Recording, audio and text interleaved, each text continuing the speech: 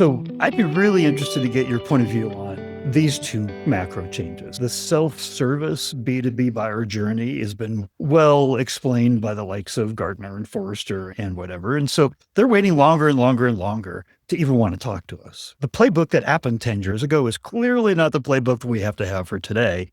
The other one, and I think this literally came out it's been talked about a lot, but Forrester came out with their 2026 predictions, and it was all about building trust as a foundational layer here. Like, pick one or another combination of the two, but building trust in an environment where they don't want to even talk to us until later. That's usually where we build trust, is within these conversations is a big part of that. So how does this impact the playbook today and how we go to market?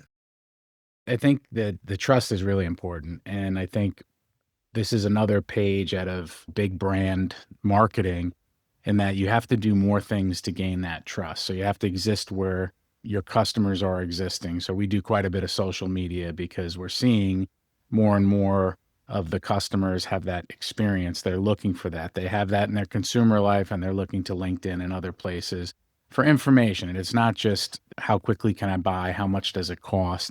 You really have to try to create that brand. We're quite proud of our NPS scores are really good. We stay on top of that. So not only are we going out and working with major brands, we're tracking what they're saying about us, what they're thinking about us as a KPI. So we're always looking at how do we do that.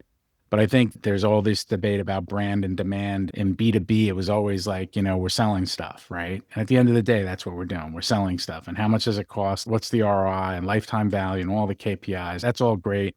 And that's an important part of marketing. But I think what's happening more and more over the past, could be decade, could be a little less than that, but is that brand discussion, which was not as prevalent in B2B, and you want to be trusted and you want them to know your brand. And the way to do that is for them to have good experiences. So we focus a lot on customer satisfaction, on promotional scores, on putting the right people in front of the customers. We don't just hand them off once we get them. We have senior people involved. We have teams of people involved because these are some of the biggest brands in the world. So we really have to stay focused on how we work with them.